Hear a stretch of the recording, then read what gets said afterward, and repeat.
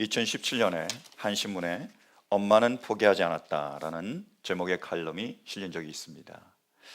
1일 오후 4시 33분쯤 광주광역시 북구 두암동 M아파트 12층 현관 앞에서 경찰과 119 대원들 간에 다급한 대화가 오갔다. 광주 북부 경찰서 두암지구대 소속 경찰 8명과 광주 북부 소방서 소속 119 구조대원들이었다.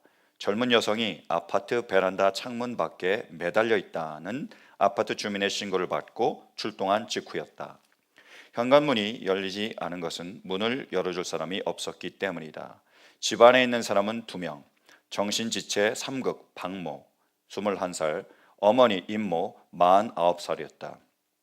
두 사람은 일생 가운데 가장 아찔한 순간을 맞고 있었다. 아파트 베란다에서 뛰어내려 자살을 기도한 딸 박 씨의 팔을 어머니 임 씨가 간신히 붙잡고 초인적인 힘으로 버티고 있었다. 벌써 7분째였다. 문 앞에 있던 박우선 두암 지구대장과 김명식 1팀장은 박 씨가 평소 지구대 사람들이 주의할 인물로 분류한 바로 그 여성이라는 사실을 기억해냈다. 박 씨는 지구대를 집처럼 드나들었고 시시콜콜한 일로 전화를 자주 했다. 경찰은 만일을 대비해 박 씨의 보호자 연락처를 기록해뒀다. 박 대장과 김 팀장은 지구대 전화에 미리 확보해둔 박 씨 아버지의 전화번호를 알아냈다. 곧바로 전화를 걸어 현관문, 도로, 비밀번호를 알아낸 대원들은 문을 열고 들어가 매달려 있던 박 씨와 붙잡고 있던 어머니 임 씨를 구조하는 데 성공했다. 15분간 딸의 팔을 잡고 있던 임 씨는 그제야 바닥에 주저앉았다. 여러분, 딸아이가 자살을 시도했는데 그 딸을 어머니가 붙들었습니다. 딸은 21살, 어머니는 45살, 9살.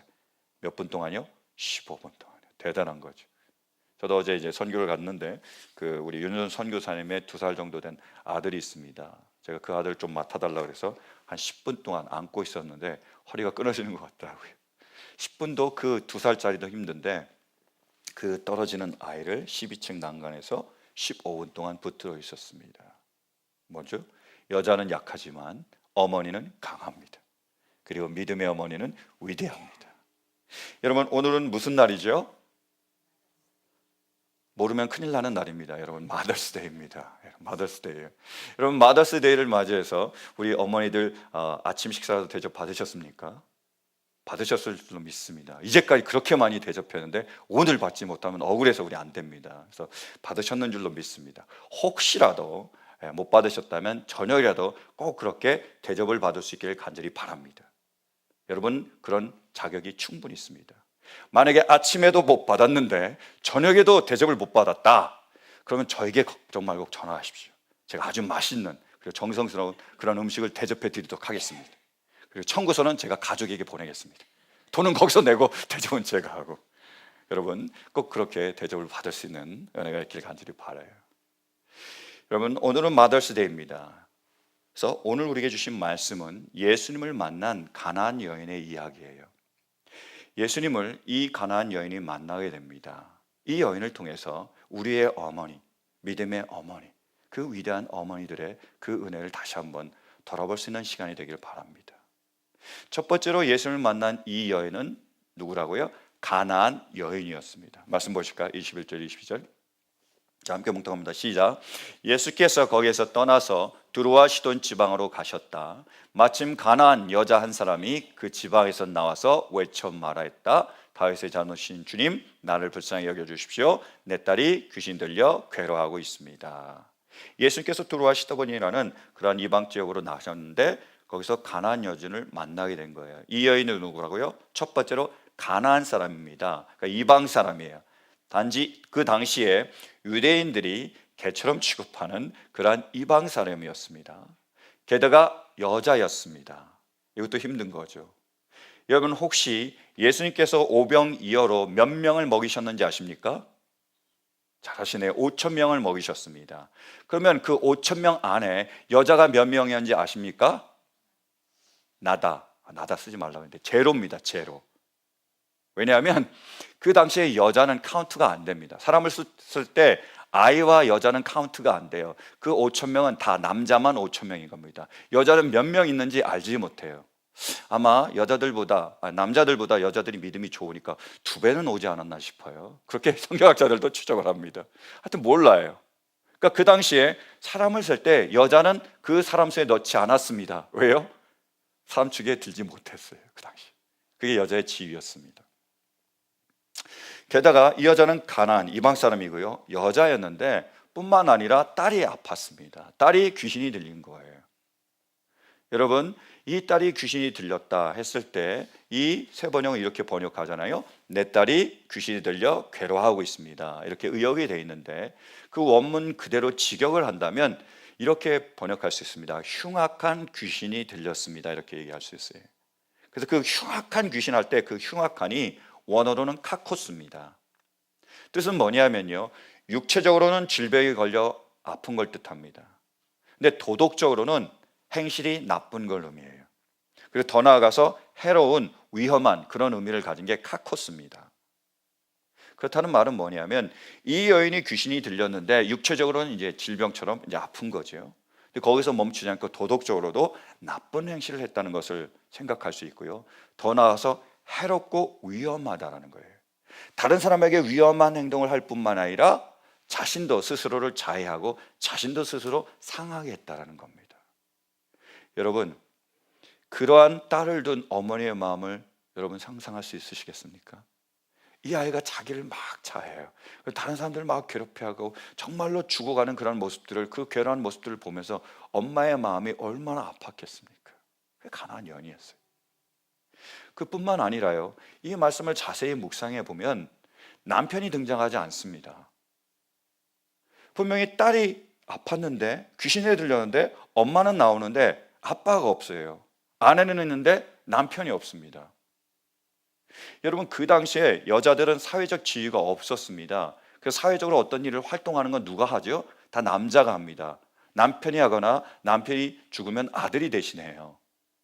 그래서 여러분, 지난 시간에도 우리가 살펴봤지만 그 회당장 야이로의 딸이 아팠습니다. 죽어갔어요. 그럼 이 딸을 살리기 위해서 예수님을 만난 사람이 누구였죠? 아버지였습니다. 어머니가 아니었어요. 마가복음 9장에 보면 여기는 딸이 귀신이 들렸지만 아들이 귀신이 들린 그런 집안의 이야기가 나옵니다. 그래서 아들을, 그 귀신을 치유하기 위해서 예수님을 만난 사람이 누구였을까요? 아버지예요. 아버지가 있다면 그런 사회적인 일, 대외적인 일은 아버지가 하는 겁니다. 근데 여기는 그 집안의 딸이 귀신이 들렸는데 누가 예수님을 만난 거죠? 엄마가요. 이거는 그 문화적인 그러한 상황을 파악해 봤을 때 있을 수 없고 있기 어려운 일입니다. 여러분, 유대 남자가 있습니다. 이방 남자가 유대 남자를 만나는 것도 어렵습니다. 근데 그 당시에 이방 여자가 유대 남자를 만나는 건요, 있을 수가 없는 일이에요. 만약 남편이 있었다면 남편이 만났겠죠. 당연히요. 그래서 지금 이 가난한 여자에게는 이렇게 우리가 생각해 볼 수 있다는 거예요. 남편이 죽었거나 아니면 남편으로부터 버림받았거나 이혼했거나 아니면 그것도 아니라면 남편이 가정일에 소홀한 겁니다. 딸이 죽어가든 딸이 귀신이 들렸던 어떤 일이 벌어졌던 남편은 무관심한 거예요. 가정을 버려두고 가정을 신경 쓰지 않는 사람이었다라는 결론밖에 나오지 않습니다. 그게 가나안이었어요. 가나안 이방 사람에다가 여자에다가 딸은 귀신이 들려 이렇게 힘든데 자신을 도와줄 남편이 없는 그러한 여인이었습니다. 그래서 이 여인은 자신의 신세를 예수님께 이렇게 말씀했잖아요. 보실까요? 다시 한번요. 22절이요. 마침 가난한 여자 한 사람이 그 지방에 나와서 외쳐 말하였다. 다윗의 자손이신 주님, 나를 뭐요? 불쌍히 여겨주시죠. 제가 불쌍하지 않습니까? 저 이런 상황입니다. 이런 처지입니다라고 고백하는 거예요. 근데 저는 이 말씀을 묵상하면서 실은 이 미국 땅, 이 남의 나라에서 와서 사는 우리의 어머니들도 별로 다르지 않을 거라는 그런 생각이 들었습니다. 여러분, 우리가 고향 땅, 그 조국, 그 한국을 버리고 미국으로 왔습니다. 그러니까 모든 게 다 안 맞죠. 그렇지 않습니까? 문화도 안 맞고 언어도 안 맞고 음식도 안 맞고 옷도 안 맞잖아요. 저는 옷도 안 맞더라고요. 제가 한국에 가면 꼭 하는 의식이 있습니다. 뭐냐? 돈이 많으면 양복을 삽니다. 돈이 없으면 와이셔츠를 사요. 왜냐하면 미국 와서 뭐 양복을 사거나 와이셔츠를 사면 다른 거는 맞는데 소매가 너무 깁니다. 그래서 꼭 이렇게 돼요. 그래서 제가 한국 가면 꼭 이제 제 몸에 맞는 옷을 사거든요. 한국 가면 딱 맞더라고요. 제가 가뜩이나 배가 나와서 볼품이 없는데 소매까지 길어봐요. 참 볼품이 없습니다. 지금 와이프가 사준 노스페이스 그 좋은 잠바가 있는데 전 잠바가 입을 때마다 기분이 좀 안 좋아요. 왜? 입으면 항상 팔이 깁니다. 이 소매가 길어요. 그래서 한국 가면 꼭 맞는 옷을 사거든요. 여러분 어떻습니까? 이거 한국에서 산 거거든요. 좀 맵시가 납니까? 참 좋아요. 마음에 듭니다. 근데 뭐 남자들만 그러겠어요? 여자분들도 그러시잖아요. 여러분 여기서 사면 옷이 딱 맞습니까? 어떤 권사님이 그러시더라고요. 안 맞더라고. 그래서 꼭 자기를 한국 양품점이나 뭐 이런 데서 가서 사신다 그러시는 거예요. 안 맞아요. 문화도 안 맞고 언어도 안 맞고 음식도 안 맞고 그리고 옷도 안 맞는데 이런 안 맞는 곳에서 사는 게 쉽지 않잖아요. 게다가 미국에서 사는 게 녹록치 않습니다. 만만치 않잖아요. 여러분 미국에서 살면서 남편이 벌어온 돈으로만 사는 가정이 얼마나 될까요? 여러분 어떻습니까? 안 돼요. 쉽지 않습니다. 그래서 집안에서 가정일도 해야 되지만 밖에 나가서 일하고 돈도 벌어야 되는 거예요. 열심히 나가서 일하고 돈을 벌고 또 집에 하면 또 집안일도 해야 되고 참 사는 게 힘들잖아요. 그래서 요즘 많은 분들의 그 마음이 이제 깨어나고 있습니다. 그래서 집에 보면요 남자들이 열심히 집안일을 도와줍니다. 참 아내를 배려하는 저는 성숙한 사람들이라고 생각합니다. 우리 남편들이요 집에 가면 가정일을 열심히 도와줄 수 있길 간절히 바랍니다. 저도 열심히 도와주려고 노력하지만 한참 모자라지만 그래도 노력하려고 애쓰고 있습니다. 쉽지 않아요.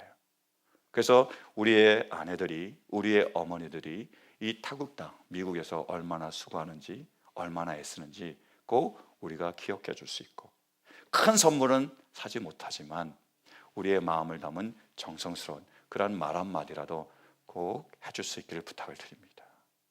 뿐만이 아닙니다. 이곳에서 자녀를 키우는 거 이게 어렵잖아요. 여러분 이 미국에 와서 자녀 키우는 거 쉽지 않으시죠? 저도 우리 와이프를 보면 참 어렵겠다는 생각이 들어요. 지금 우리 딸들은요 홍역보다 무서운 사춘기입니다. 그래서요 한번 건드리게 봐라 해봐라 이 모드예요. 딱 보면요 건들기만 해봐 뭐 이 딱 그 분위기가 딱 납니다. 그리고 항상 문제가 일어나요. 엄마가 늘 다투는 거예요.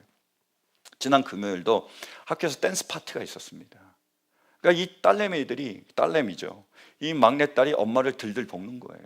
그래서 엄마에게 와서 엄마 화장해달라고 화장 좀 하라고 막 얘기를 하는 겁니다. 엄마가 넌 지금 너무 어리다. 무슨 중학생이 화장을 하냐? 안 된다 그러니까 이제 언니를 걸고 넘어지는 거예요. 언니가 그때는 댄스 파티 할 때는 언니 화장 시켜주던지 왜 나는 화장을 안 해주냐고 왜 나는 이렇게 편애하냐고 왜 언니만 예뻐하냐고 막 따진 거예요. 엄마가 아닌데 화장 안 해준 것 같은데 해서 언니를 불러서 대질 신문을 했습니다. 너 댄스 파티 때 엄마 화장 해줬니? 안 해줬니? 안 해줬대요. 그걸로 끝났을까요? 아니요. 또 계속 엄마를 붙들고 계속 엄마에게 조르는 겁니다. 이제 신발 빌려달라고. 엄마가 지난 여름에 산 구두가 있습니다. 한 번도 신지 않은 구두. 아껴둔 구두를 이번 댄스 파티에 간다고 빌려달라는 거예요. 엄마가 이제까지 신어보지도 않았고 그다음 굽이 높아서 지금 비가 막 그때 왔잖아요. 그래서 넘어질 수도 있으니까 안 된다고 얘기했더니 이 아이가 확 토라지더니 문을 쾅 닫고 지방에 들어가는 거예요. 이게 한두 번이 아닙니다. 보면서 야, 참 어렵겠다. 제가 그런 생각을 했어요. 난 참 다행이다. 그렇게 직접적으로 연관이 되지 않으니까. 쉽지 않아요. 다르지 않습니다. 바로 가나안 여인이에요. 이 여인이 그런 어려운 삶을 살고 있었습니다. 그런데 하나님의 은혜 가운데 놀라운 건 뭐냐면 이 가나안 여인은 믿음의 어머니였습니다. 믿음이 있었다는 거예요. 이게 좀 중요한 거죠. 여러분 오늘 말씀 예수님께서 가나안 여인을 만나신 이 이야기 바로 전에 나오는 이야기가 뭐냐면 바리새인과 서기관들이 예수님을 만나는 이야기입니다. 그들이 예수님을 만나서 예수님에게 뭐라고 부르는지 아십니까? 2절 말씀 보시겠어요? 자, 함께 봉독합니다. 시작. 당신의 제자들은 어찌하여 장로들의 전통을 어기는 것입니까? 그들은 빵을 먹을 때 손을 씻지 않습니다. 자, 바리새인과 서기관들이에요. 율법을 그 누구보다도 잘 아는 사람이죠. 그리고 하나님의 말씀을 그 누구보다도 잘 지킨다고 말하는 사람입니다. 근데 그들이 예수님을 만나서는 예수님에게 뭐라고 부르고 있습니까? You and your disciples 라고 부르고 있습니다.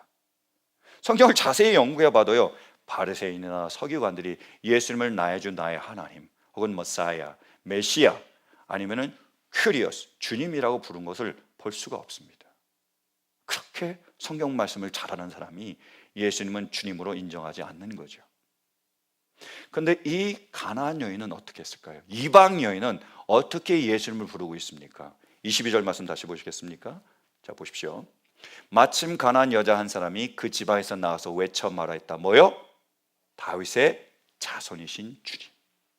다윗의 자손은 성경에 기록한 예언대로 올 메시아를 의미하는 말입니다. 메시아입니다 라고 고백한 거죠. 또 뭐요? 주님 쿠리오스라고 고백하고 있습니다. 놀라운 일이죠. 이방 여자인데 율법도 잘 모를 텐데 어떻게 예수님을 나의 주님이라고, 큐리오스라고, 그리고 다윗의 자손이라고 고백할 수 있었을까요? 이게 은혜죠. 이 여인은 믿음의 어머니였습니다.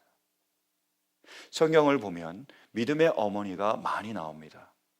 그 중에 대표적인 한 사람이요, 모세의 어머니인 요게벳이었습니다.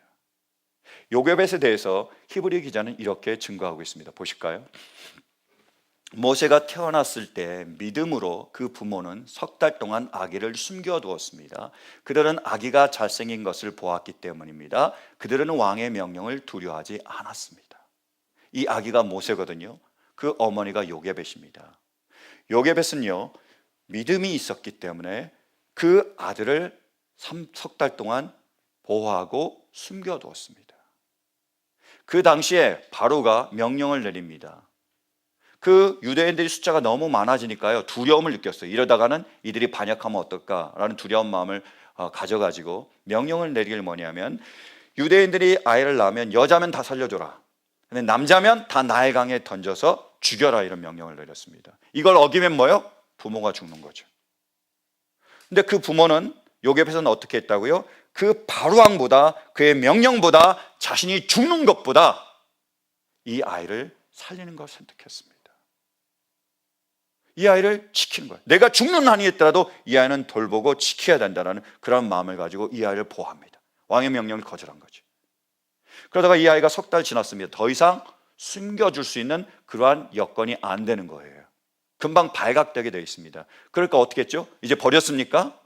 아니요, 그건 성경을 잘못 이해하시는 겁니다. 버리지 않고요, 이 아이를 어떻게 했다고요? 갈대 상자에 담습니다. 역청을 발라서요. 그 갈대 상자가 노아의 방주하고 똑같은 어원입니다. 이 아이를 갈대 상자에 담아서 어떻게 했죠? 나일강에 띄웁니다. 왜요? 하나님께서 이 아이를 지키고 보호하실 것을 믿었기 때문입니다. 그래서 이 아이를 담아서 나일강에 띄워서 하나님 손에 맡겼고, 그리고 자신의 딸 모세의 누나 미리암을 통해서 하나님께서 이 아이를 어떻게 구원하시는지를 지켜보고 나에게 보고해 달라고 요청을 하는 거예요. 하나님께서 어떻게 하셨습니까? 바로의 공주가 마침 그때 그 나일강에 와서 목욕하게 하고 이 아이를 보게 하고 뚜껑을 여는 순간 영화를 보면 응애 하며 울잖아요. 그 마음이 찡해가지고 이 아이는 살려야 되겠다. 분명히 그 히브리의 그 유대의 아이는 맞는 것 같은데 이 아이, 내 마음을 찡하게 하는 이 아이는 살려야겠다 해서 살려줍니다. 그걸 끝나지 않죠. 이 요게벳은 모세의 유모가 됩니다. 그래서 이 아이에게 하나님에 대한 믿음을 전하고요, 그리고 하나님께서 우리 민족을 언젠가 구원하실 것이다, 그 약속의 말씀, 그 소명을 불어넣어 주고요, 그리고 자기가 누구인지 그 정체성을 가르쳐 주기 시작합니다. 그래서 40년 동안 그 바로 왕궁에서, 이집트 왕궁에서 그가 자랐지만 그 마음 가운데서는 하나님에 대한 믿음, 민족을 구원하려는 그 꿈과 비전이 있었습니다. 결국 하나님께서 어떻게 하시죠? 그 아이를 들어 이스라엘 민족을 이집트에서 구원하는 구원의 대역사를 이루신 거죠. 그를 민족의 지도자로 세워주셨습니다. 누구를 통해서요? 이 요게벳 믿음의 어머니를 통해서요. 바로 이 가나안 여인이 이러한 믿음의 여인이었습니다. 믿음이 여인이었기에 이 가나안 여인은 그러므로 기도의 어머니였습니다. 기도의 어머니라는 거예요. 자신의 딸이 지금 귀신이 들렸습니다. 육체적으로 힘들어하지요. 도덕적으로도 문제가 많습니다. 그리고 굉장히 위험한 상황이에요. 그 상황에 이 가나안 여인은 누구를 찾았습니까? 예수님을 찾았습니다. 뭘 했을까요? 간청하는 거예요. 기도하는 거예요. 믿음의 어머니는 기도의 어머니입니다. 한번 보실까요? 22절 다시요. 마침 가나안 여자 한 사람이 그 지방에 나와서 외쳐 말하였다. 다윗의 자손이신 주님, 나를 불쌍히 여겨 주십시오. 내 딸이 귀신이 들려 괴로워하고 있습니다. 주님, 나의 주님이라고 주님을 영접했을 뿐만 아니라 주님이시기에 나의 구원자가 되심을 믿고 나를 구원하실 뿐만 아니라 내 딸을 구원할 줄로 믿었습니다. 믿음 있는 자는 어떻게 한다고요? 기도하는 거죠. 그래서 나와서 주님께 우리 딸을 구원해 주십시오라고 간절히 기도하며 간청하는 겁니다. 이 가나안 여인은 기도의 어머니였습니다. 놀라운 일이죠. 실은요, 이 말씀을 자세히 묵상해 보면 이 어머니의 기도는요, 결코 쉽지 않은 기도였습니다. 보시겠습니까? 자, 이 어머니가 예수님께 나와 이 딸을 고쳐달라고 간절히 간청합니다. 근데 예수님은요, 그렇게 간청하는데 응답이 없습니다. 보실까요? 23절이요. 그러나 예수께서는 한마디도 대답하지 않으셨다. 성경에 이런 구절을 찾아보기 어렵습니다. 이런 일이 근데 일어난 거예요. 이 딸, 죽어가는 딸, 이 귀신 들린 딸을 가지고 어머니가 와서 제발 우리 딸 좀 살려주세요 라고 그렇게 간청하는데 예수는 아무 응답이 없는 거예요. 보는 채도 안 하는 겁니다. 하도 답답해서 제자들이 다시 간청하는 거예요. 아니, 저 여자가 저렇게 왔잖아요. 지금 딸이 귀신 들려서 힘들어 하잖아요. 제발 좀 치료해 주셔서 보내주세요 라고 제자들이 와서 또 한 번 예수님께 간청하는데 예수님 아무 응답도 안 하시는 거예요. 여러분, 우리가 기도할 때 어려운 게 뭐죠? 응답이 없는 거잖아요. 만약 기도했는데 바로 응답이 오거나 아니면 한 일주일만 지나서 응답이 온다면 다 기도할 겁니다. 그죠? 누가 기도 안 하겠어요? 바로 그렇게 응답이 오는데. 우리가 기도 못하는 이유 중에 하나는 뭐죠? 응답이 없을 때.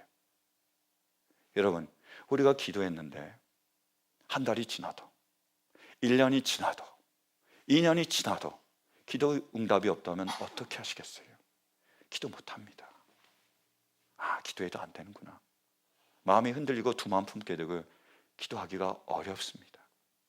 근데 이 여인은 어떻게 했죠? 그래도 기도합니다. 응답이 없지만, 아무런 대답도 없지만 그래도 기도하시는 거예요. 믿음의 어머니죠. 기도의 어머니입니다. 뿐만이 아닙니다. 예수님 또 어떻게 하시죠? 차별 대우하세요. 보실까요? 23절, 24절.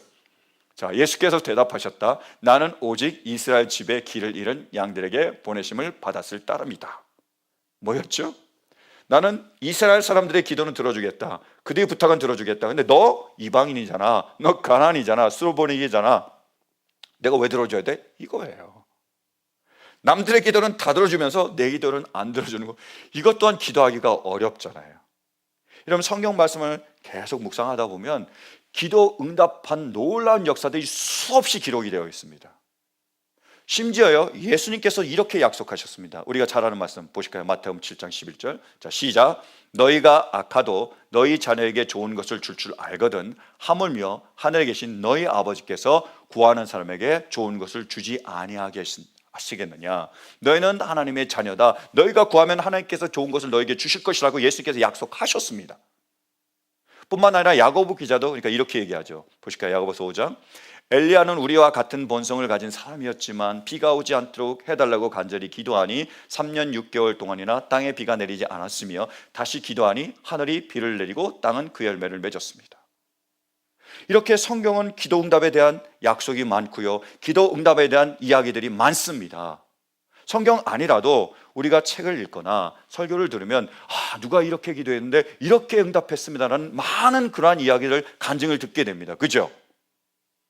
그런데 문제가 뭐죠? 왜 내 기도는 들어주시지 않느냐는 거예요.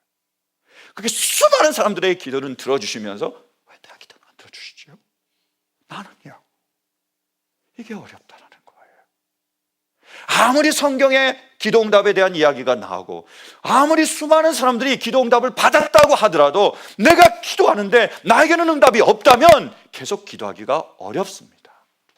어려운 거예요. 근데 이 여인은 어떻게 했다고요? 그럼에도 불구하고 기도합니다. 계속 기도하는 거예요. 그래서 이번에 예수님께서 어떻게 하시죠? 무시하십니다. 그것도 개무시하십니다. 보실까요? 말씀이요. 예수께서 대답하셨다. 자녀들의 빵을 집어서 개들에게 던져줬은 것은 옳지 않다. 그 가난한 여인을, 그토록 간절히 간청하는 여인을 뭐라고 부르는 거죠? 개라고 부르는 겁니다. 내가 왜 개한테 빵을 줘? 이렇게 얘기하는 거예요. 이게 어렵잖아요. 여러분, 우리가 열심히 기도합니다. 하루, 한 달, 1년, 2년 간절히 기도하는데 기도 응답이 없어요. 다른 사람들이 다 기도하는데 내 기도는 응답이 되지 않습니다. 얼마나 힘들어요. 얼마나 어렵습니까? 그럼에도 불구하고 믿음을 가지고 말씀을 붙잡고 기도하는데 옆에서 초를 치잖아요. 너 믿음이 없으니까 기도가 안 되지, 안 들어주지. 너 죄가 있으니까 기도를 안 들어주지. 봐라, 무슨 하나님이 기도하는데 응답하느냐? 네가 믿는 그 하나님이 진짜로 있느냐? 이런 소리들을 계속 듣잖아요. 여러분 그런 소리 안 들으세요? 저도 들었습니다. 심지어 제가 기도 부탁하면 제가 기도해 줄까요? 그러니까 당신아 잘하세요. 이런 소리까지 듣잖아요. 안 되는 거예요. 이런 무시를 당합니다. 차라리 기도하는 게 고문입니다. 희망을 갖는 게 고문인 것처럼 기도하는 게 고문이에요. 차라리 이렇게 기도하는 게 오히려 하나님께 욕이 될까 봐, 영광을 갈까 봐 기도를 못 하게 됩니다. 기도해도 기도 안 하는 것처럼 하게 된다는 거죠. 근데 이 여인은 어떻게 했습니까? 그래도 기도합니다. 그리고요, 놀랍게도 믿음으로 하나님의 은혜를 붙잡습니다. 여러분, 예수님께서 응답하지 않으셨는데, 예수님께서 하셨는데, 게다가 예수님께서 개무시하셨는데 이 여인이 예수님께 뭐라고 말씀하는지 아십니까? 보실까요? 27절이요. 그 여자가 말하였다. 주님, 그렇습니다. 그러나 개들도 주인의 상에서 떨어지는 부스러기는 얻어먹습니다. 너는 개야라고 무시하는데 여인은 그래요. 저는 부족합니다. 연약합니다. 아무것도 아닙니다. 제가 무슨 하나님의 은혜를 받을 자격이 있습니까? 이렇게 죄가 많은데, 이렇게 부족한데, 이렇게 모자란데. 근데 어떻게 해요? 그러나 은혜의 부스러기만이라도 저에게 주세요. 제가 자격이 없기 때문에 주님의 놀라운 그 크신 은혜를 받을 만한 그러한 자격은 안 되지만 그 은혜의 부스러기라도 저에게 주세요. 놀라운 큰 은혜를 받아서 놀라운 일들이 일어날 뿐만이 아니라 부스러기만이라도 그 은혜가 있다면 우리 딸이 나을 줄로 믿습니다라고 고백하는 거지. 놀라운 고백입니다. 그러자 예수님께서 어떻게 하시죠? 마침내 본 마음을 드러내 주십니다. 이렇게 말씀하시잖아요. 보실까요? 28절. 그제서야 예수께서 그 여자에게 말씀하셨다. 여자여, 참으로 내 믿음이 크다. 내 소원대로 되어라. 바로 그 시각에 그 여자의 딸이 나았다. 할렐루야. 할렐루야. 예수님은 기다리신 겁니다. 그 여인의 믿음이 단련될 때까지, 그리고 그 여인의 믿음이 증명될 때까지 기다리신 거죠. 때로는 응답되지 않은 것 같은, 때로는 차별 대우하시는 것 같은, 때로는 나를 무시하는 것 같은, 내가 무시받는 그러한 상황에 처했을 수밖에 없었지만 주님은 그 모든 것들을 통해서 이 여인의 믿음을 드러내고 싶었던 겁니다. 이 여인은 믿음의 어머니였고 기도의 어머니였습니다. 주님께서는 그 모든 것을 받으시고 놀랍게 응답하시고 그리고 영광을 받으셨습니다. 우리의 기도가 이렇게 주님께 들려줄 수 있기를, 이런 응답이 있기를 간절히 축원합니다. 작년 3월이었습니다. 제가 새벽 예배 설교 시간에 어거스틴의 어머니인 모니카의 일화를 소개를 했습니다. 모니카에게는요, 어거스틴이라는 아들이 있었습니다. 근데 이 아들이 완전히 트러블 메이커예요. 사춘기보다 더 심합니다. 맨날 방탕한 생활을 했고요, 친구들과 어울려 다녔고요, 술 마셨고요, 그리고 자기가 할 수 있는 나쁜 일은 많이 찾아서 했습니다. 심지어 어느 정도냐면 그가 20살 때 결혼도 하지 않고 여자의 배를 부르게 했습니다. 결국 이 여자가 아이를 낳게 되죠. 아들을 낳았습니다. 이런 일을 하는 거예요. 얼마나 어머니가 힘들었겠어요. 이 아들을 위해서 날마다 눈물 흘리면서 기도하는 겁니다. 이것도 참기 어려운데 이 어거스틴은 마니교라는 이단에, 그 당시에 이단에 빠집니다. 우리가 뭐 통일교, 무슨 구원파 이렇게 얘기하듯이 그렇게 빠지는 거예요. 신천지 같은 데 빠진 겁니다. 아니, 어머니가 믿음의 사람인데 얼마나 마음이 아팠겠어요. 그래서 눈물 흘리면서 기도합니다. 도저히 기도하다 참을 수 없어서 주교를 찾아옵니다. 주교에게 부탁해요. 우리 아들이 마니교에 빠졌어요. 이단에 빠졌습니다. 우리 아들을 강하게 책망하셔서 이 아이가 그 마니교에서 나올 수 있도록 도와주세요 라고 주교에게 간절히 부탁합니다. 그러니까 주교가 자기 얘기예요. 내가 한번 마니교 나도 해봤지만 아닙니다. 이 아들도 지각이 있기 때문에 그냥 나올 거예요 라고 얘기하니까 그래도 물러설 수가 없는 거예요. 그래서 계속 간청하니까 주교가 이런 멋있는 말을 합니다. 눈물 흘리며 기도하는 어머니의 자녀는 결코 망하지 않습니다. 이런 말을 해요. 그렇게 기도합니다. 눈물 흘리며 기도하고 끝까지 기도해요. 어떻게 됐을까요? 하나님께서 그 기도를 받으십니다. 그를 로마서 말씀을 통해서 이 어거스틴이 자기가 얼마나 죄인임을 바르게 보게 하시고 회개하게 하시고 예수님을 영접하게 하십니다. 놀라운 하나님의 사람이 됩니다.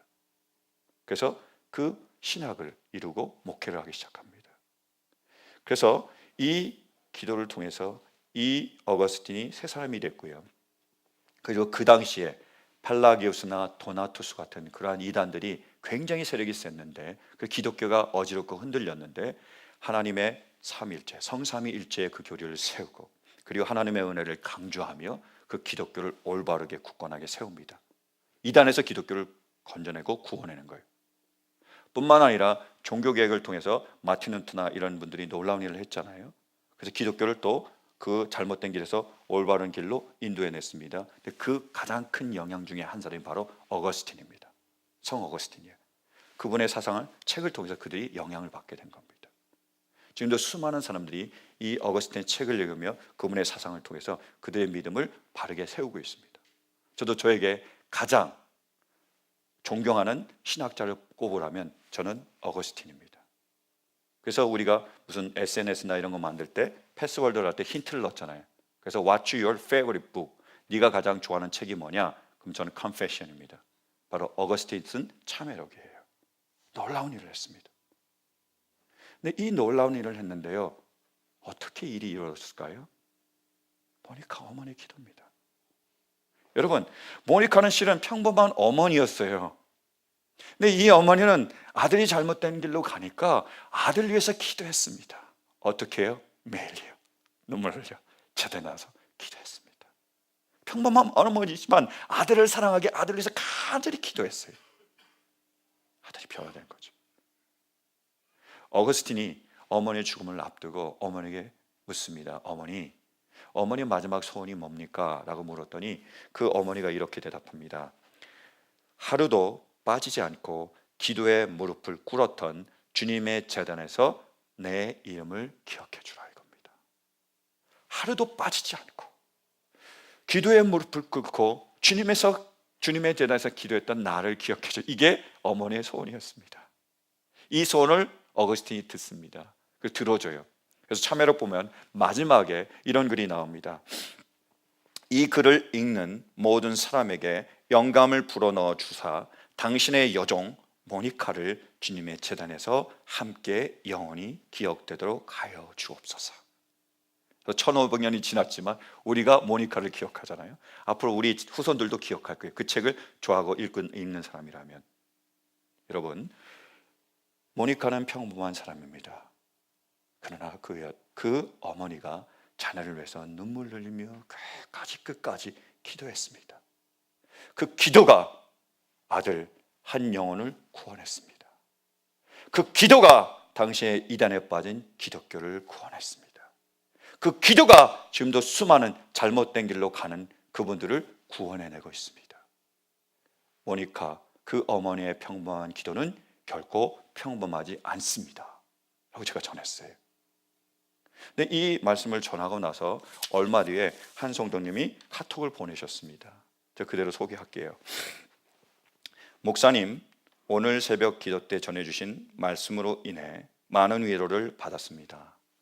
아무것도 아닌 것 같으며 깜깜한 밤중같이 느껴질 때에도 하나님의 도우심 가운데 기도의 자리로 발걸음을 향하게 하시고, 포기하고 싶을 땐 하늘나라를 바라보며 이기게 하시며, 낙심될 땐 말씀을 통해, 주변을 통해 격려해 주셔서 오늘까지 올 수 있었습니다. 모니카와 같은 기도를 통해 자녀를 하나님께로 인도하며, 보이지 않는 세계를 바라며 믿고 죽는 날까지 자녀를 반석 위에 세우고자 몸부림치는 엄마가 되기를 다짐하며 지금까지 기도를 하고 있었습니다. 얼마나 감사한지 눈물이 났습니다. 부족하고 연약한 우리들에게 가장 좋은 것을 주시기 위해 고난도 환난도 허락하시며, 죄로 말미암아 하나님 앞에 다가갈 수조차도 없는 우리를 깨끗이 씻어주시며 고쳐서 선하게 사용하게 하여 주실 것을 믿는 믿음을 주셔서 더욱 감사합니다. 이 모든 것 다 지나간 후에 작은 일을 감당하며 감사로 영광 돌릴 수 있는 그날이 속히 오리라 믿습니다. 이 모든 것이 하나님의 은혜임을 고백하며 다시 한번 감사를 드립니다. 아멘. 제가 이 성도님을 잘 압니다.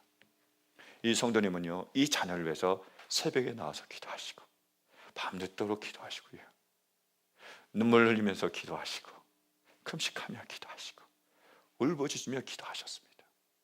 아마 저보다도 더 많이 성전에 나오신 것 같아요. 그 기도하신 거예요. 자녀를 위해서 계속 기도하셨습니다. 근데 제가 지켜보는데 그렇게 기도함에도 불구하고 일이 벌어지지 않는 거예요. 진행이 되지 않는 겁니다.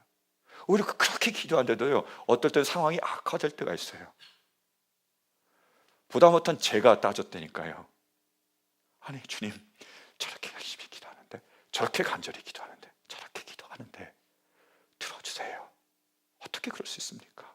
주님이 약속하신 그 약속처럼 이루어 주셔서 그 기도 응답을 통해서 주님 영광 받으시고 우리가 함께 기뻐할 수 있도록 해주세요. 저렇게 기도하고 있습니다 라고 제자들이 예수께 간청했더니 제가 간청했다니까, 제가 따졌다니까요.